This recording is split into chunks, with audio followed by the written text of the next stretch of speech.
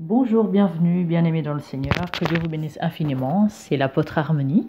Vous nous retrouverez sur Facebook en tapant apôtre Olivier Cambola officiel, ainsi que toujours sur Facebook apôtre Harmonie et sur YouTube Centre de Gloire Emmanuel. Que Dieu vous bénisse infiniment. Aujourd'hui, je viens avec un sujet qui est important. Tous les sujets que je ramène ici sont très importants. Celle-ci, elle l'est encore plus. C'est un sujet qui parle, qui motive, je veux motiver quelqu'un aujourd'hui à lui dire, tu dois recentrer la parole de Dieu dans ta vie.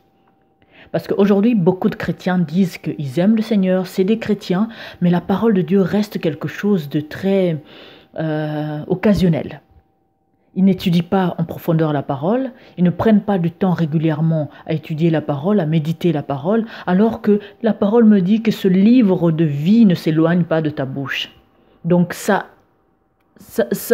insiste sur l'importance de la parole de Dieu. Nous ne pouvons être chrétiens et ne pas remettre la parole au centre. Parce que la parole de Dieu t'aide à comprendre qui est Dieu. T'aide à apprendre à te connaître toi-même.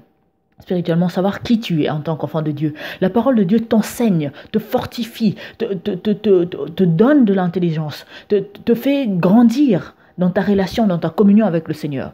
Et cette parole-là ne doit pas seulement être apprise pour soi, mais être transmise, transférée, donnée aux autres, à tes enfants, ton entourage, ta famille, voilà, toutes les personnes que tu peux côtoyer dans ta vie, transmettre cette parole. Et c'est vraiment très important. Vous avez des versets qui encouragent vraiment les chrétiens à faire de la parole de Dieu aussi une priorité. Parce que le Saint-Esprit est là, il est pour nous. Jésus est là pour nous. Dieu le Père est là pour nous. Et on a aussi la parole qu'on ne doit jamais éloigner de notre bouche. On doit le méditer jour et nuit. Tous les jours, nous devons observer cette parole parce que plus tu vas apprendre à connaître la parole de Dieu, plus tu apprends à te connaître toi et tu apprends à connaître ton Dieu, comment il fonctionne.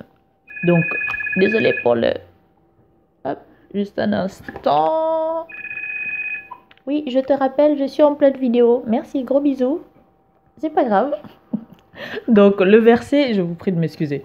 Donc, le verset, c'est Josué 1. Donc, Josué chapitre 1, verset 8-9.